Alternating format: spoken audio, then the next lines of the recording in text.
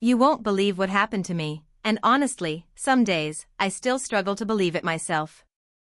Imagine this, it's just another ordinary Saturday morning, the kind where the biggest decision you think you'll make is whether to have a second cup of coffee or tackle that pile of laundry.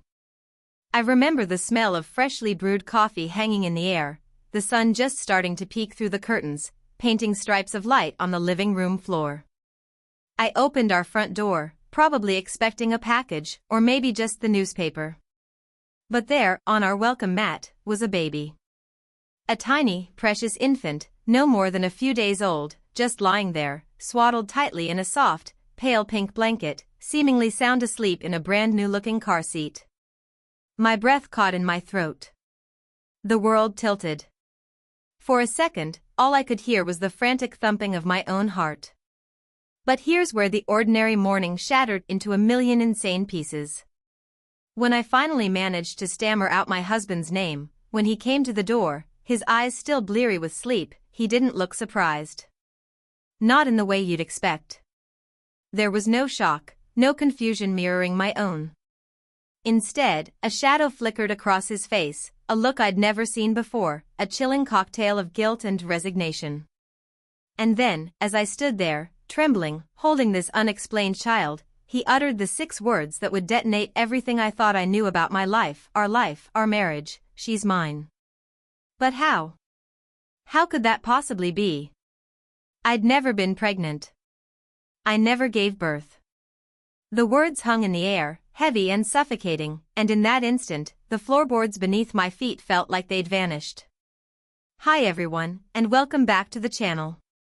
For those of you who are new here, I usually share stories about, mention your usual channel content briefly, e.g., our home renovations, my journey through X, lifestyle tips, things that are generally light, sometimes challenging, but always manageable.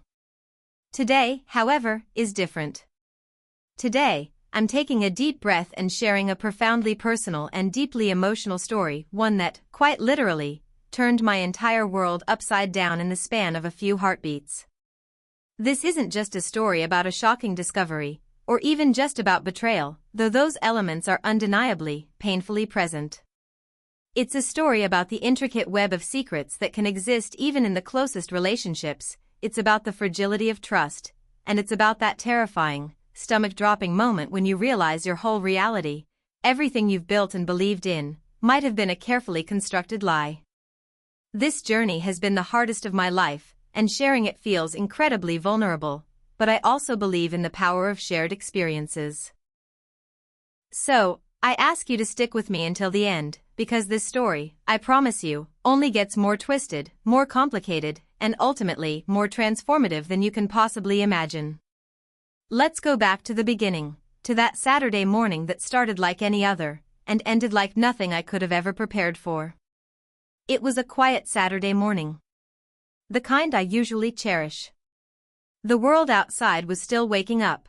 The only sounds were the distant chirping of early birds and the gentle hum of the refrigerator. My husband, Mark, was still asleep upstairs, a welcome silence after a busy work week for both of us. I was up early, as I often am on weekends, enjoying the stillness of the house. I'd already made coffee, the rich aroma filling the kitchen, and I was puttering around, watering the collection of houseplants that line our living room windowsill, lost in my own quiet thoughts about the day ahead, maybe some gardening, perhaps a walk in the park. Mundane, simple plans. Then, I heard it, a soft knock on the front door. It was so faint, barely audible over the ticking of the grandfather clock in the hallway, that I almost dismissed it. I remember thinking it was probably a delivery driver with a package, maybe one of those early morning grocery drop-offs, or perhaps Mrs. Henderson from next door needing to borrow some sugar, as she sometimes did. Nothing out of the ordinary. I walked to the door, glanced through the peephole but saw nothing, which was a little odd. I opened the door, and there she was. A baby alone on our doorstep. I froze. Every muscle in my body locked. My mind simply couldn't process the image before me. A tiny, perfect little human being nestled in a dark gray car seat, wrapped in that soft pink blanket. Her face was serene, her chest rising and falling in the steady rhythm of sleep. For a wild, irrational moment, I thought someone must be playing a cruel, elaborate prank. Who would do such a thing? But then the cool morning air hit my face, reminding me this was real. I knelt, my knees hitting the doormat with a thud I barely registered. Hesitantly, I reached out and touched her cheek. She was warm. She stirred slightly, a tiny sigh escaping her lips, and I noticed she smelled faintly, almost sweetly, of baby powder and milk. There was no note tucked into the blanket, no diaper bag beside the car seat, no indication whatsoever of where she came from or why she was here. Just a tiny, vulnerable car seat and a newborn baby girl. My heart was pounding against my ribs like a trapped bird. Panic, cold and sharp, began to rise in my throat. "Mark!" I screamed, my voice raw and much louder than I intended. "Mark, get down here, now." I heard a thud from upstairs, then the frantic sound of footsteps. He rushed to the door, his hair disheveled, his face creased with sleep and sudden alarm. "What is it? What's wrong?" he asked, his voice thick. And then he saw her. He saw the baby. And the change in his expression was instantaneous and horrifying. He didn't look confused, not really. There wasn't that bewildered shock that I was drowning in. He looked nervous. Deeply, profoundly nervous. I saw his Adam's apple bob as he swallowed hard. I noticed his hand, the one he reached out to grip the doorframe, tremble just a bit. The air grew thick with unspoken words. That's when a sickening knot of dread tightened in my stomach. I looked from the baby back to him, my voice barely a whisper, "Do you know anything about this?" And he said, in a low, strained voice that still echoes in my nightmares, a voice that shattered the morning, shattered me, "She's mine." I felt the blood drain from my face, a cold wave washing over me, making me feel faint. The sounds of the morning, the birds, the distant traffic, all faded into a dull roar. What do you mean she's yours?" I asked him, the words feeling foreign and clumsy on my tongue. He couldn't look me in the eye. His gaze darted from the baby to the floor, to the wall, anywhere but at me. The silence stretched, taut and unbearable.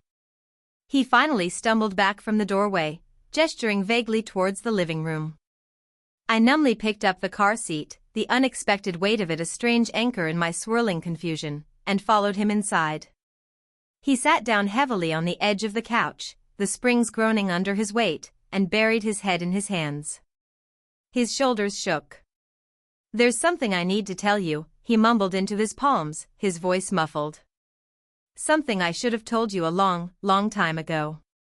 And then, the story tumbled out.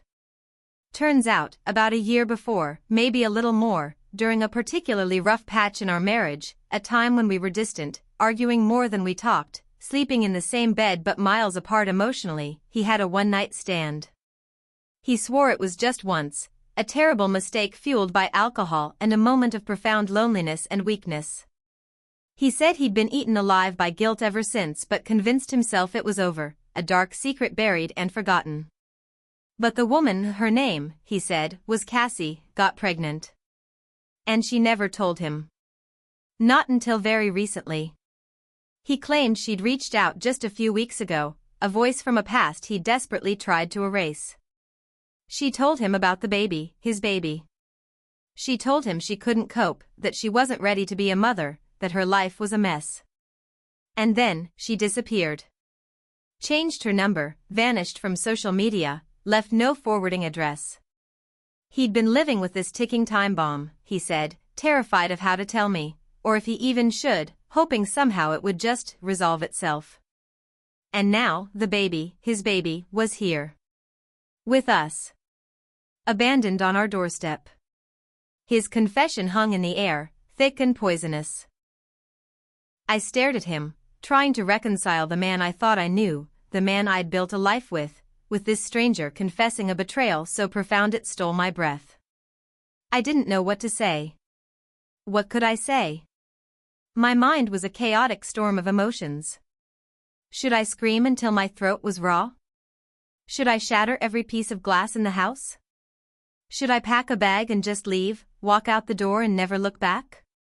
The baby in the car seat, still oblivious, let out a tiny, contented sigh, a sound so innocent it felt like a knife to my already bleeding heart.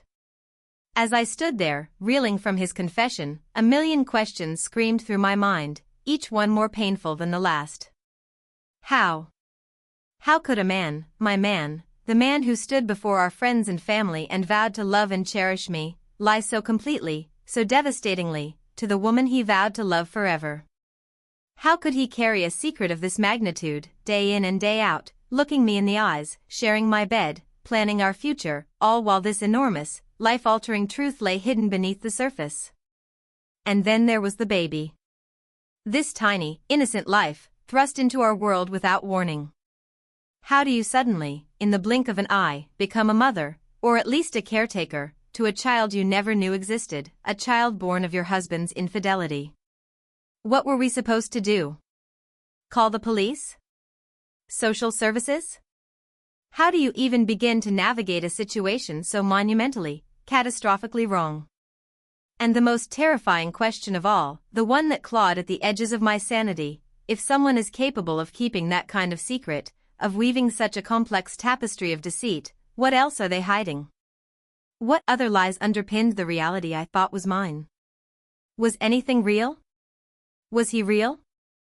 The trust one had placed in him, the very foundation of our marriage, felt like it had been dynamited, leaving nothing but rubble and dust. I wasn't ready to make any decisions. My mind was too fractured, my heart too bruised. The thought of forgiveness felt like a distant, impossible star. Leaving felt like the only sane option, yet the thought of dismantling my entire life was paralyzing. But as I looked down at the baby in my arms, I'd instinctively picked her up from the car seat at some point, her little body warm and surprisingly solid against mine. Something unexpected happened. Amidst the swirling vortex of pain, betrayal, and confusion, I didn't feel the raw, unadulterated hate towards her that I might have expected. I didn't feel the blind rage that was consuming me when I looked at Mark. Looking at her tiny, scrunched-up face, her impossibly small fingers clutching at the air, I felt something else entirely.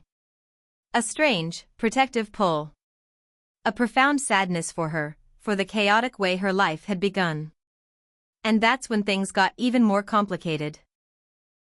That tiny, unexpected flicker of connection, of something other than fury and despair, was the first thread in a new tapestry I couldn't yet see. The betrayal was a gaping wound, but this child was a living, breathing reality that demanded something from me, something I wasn't sure I had to give. Over the next few days, a week, then two, our home transformed into a strange limbo of hushed arguments, sleepless nights, and the constant, demanding presence of a newborn. I struggled. Oh, how I struggled. One moment, I'd be consumed by a white-hot fury at Mark, the architect of this nightmare. The words of his confession would play on a loop in my head, each syllable a fresh stab of pain. I wanted to scream at him, to hurt him as much as he had hurt me. And I did, sometimes.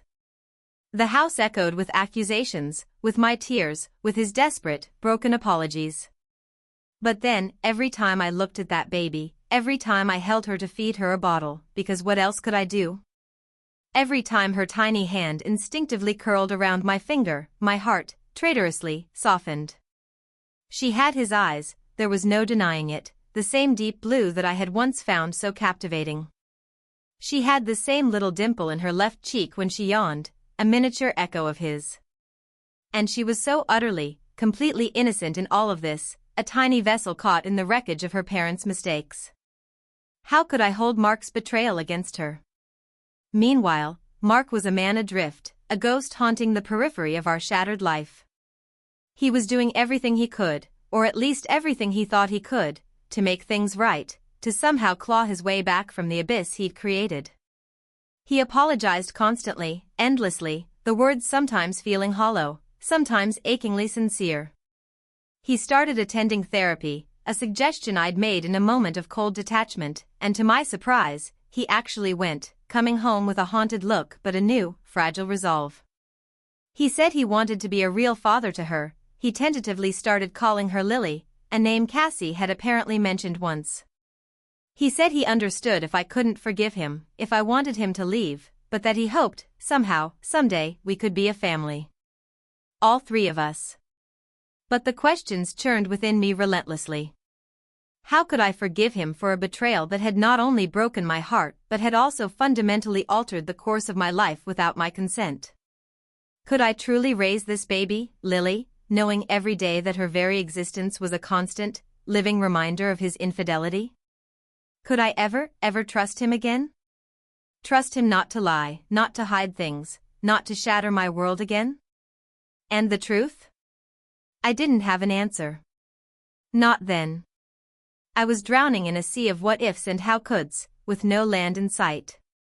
The anger was a fire, but looking at Lily was like a cool rain, and I was caught between the burn and the bomb, completely lost.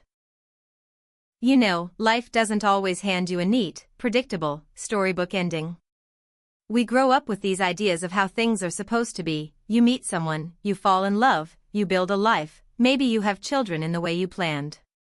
But sometimes, life just throws a grenade into all your carefully laid plans. Sometimes, it hands you a baby in a car seat and a heart broken into 1,000 pieces, all on the same sun-drenched Saturday morning. It's messy, it's painful, and it's profoundly unfair. But here's the thing I've slowly, painstakingly come to understand: families aren't always formed in the traditional, picture-perfect ways we expect.